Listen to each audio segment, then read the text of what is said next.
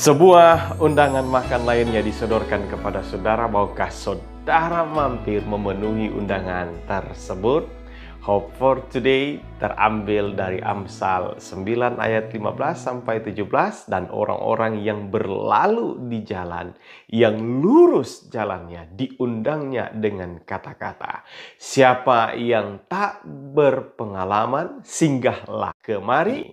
Dan kepada orang yang tidak berakal budi, katanya, air curian manis dan roti yang dimakan dengan sembunyi-sembunyi lezat rasanya.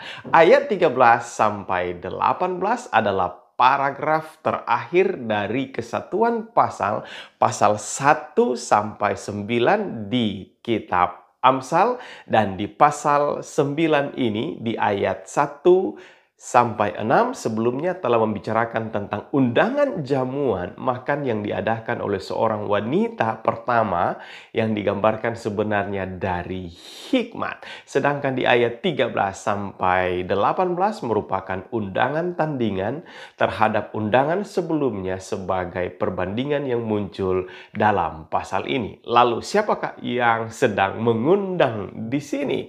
Amsal 9 ayat 13-14, perempuan bebal cerewet, sangat tidak berpengalaman ia dan tidak tahu malu. Ia duduk di depan pintu rumahnya, di atas kursi di tempat-tempat yang tinggi di kota. Ya, jadi yang mengundang di sini adalah perempuan yang sebetulnya mengajarkan tentang masukan, ajaran yang sesat.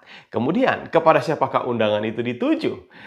Yang pertama tentunya yang muncul di ayat 15 itu juga kepada orang yang lurus jalannya. Dan orang-orang yang berlalu di jalan, yang lurus jalannya, diundangnya dengan kata-kata terdapat di dalam ayat 16. Kemudian yang kedua adalah orang yang tak berpengalaman dan tak berakal budi di dalam ayat 16. Siapa yang tak berpengalaman, singgahlah kemari, dan kepada orang yang tak berakal budi.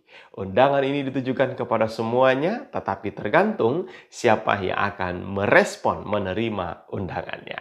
Apakah undangan makan minumnya? Perhatikan di ayatnya yang ke-17.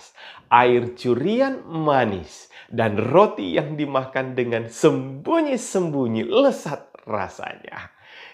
Itulah yang menjadi suguhan menu jamuan dari perempuan ini. Kemudian lalu apa yang akan terjadi bagi mereka yang menerima undangan ini? Ayat terakhir, pasal 9 ayat 18, dari terjemahan firman Allah yang hidup, tetapi orang-orang bodoh tidak menyadari bahwa tamu-tamu yang terdahulu sekarang telah menjadi penghuni neraka. Demikianlah perbandingan ini dinyatakan.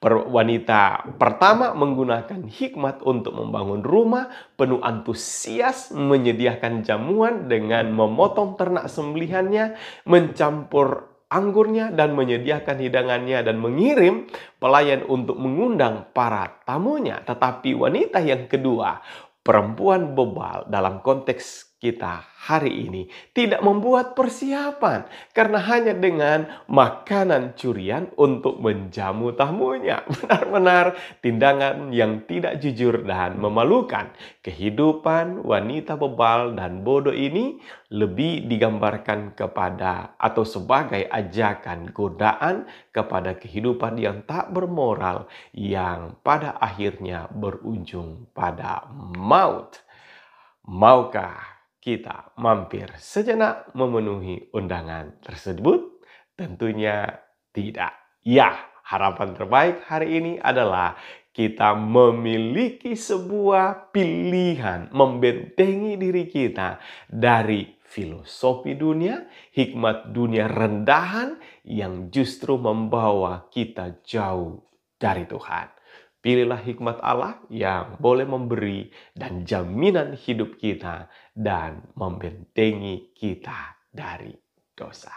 Terima kasih Tuhan untuk firman-Mu. Kiranya Tuhan boleh memberkati agar semua pemirsa yang mendengar akan renungan ini boleh kuatkan, diteguhkan, dan Engkau memberkati. Terima kasih Tuhan, di dalam anak-Mu Yesus Kristus Tuhan Juru Selamat kami berdoa. Amin. Kiranya saudara semua boleh terberkati melalui renungan Hope for Today pada hari ini. Tuhan Yesus memberkati saudara sekalian.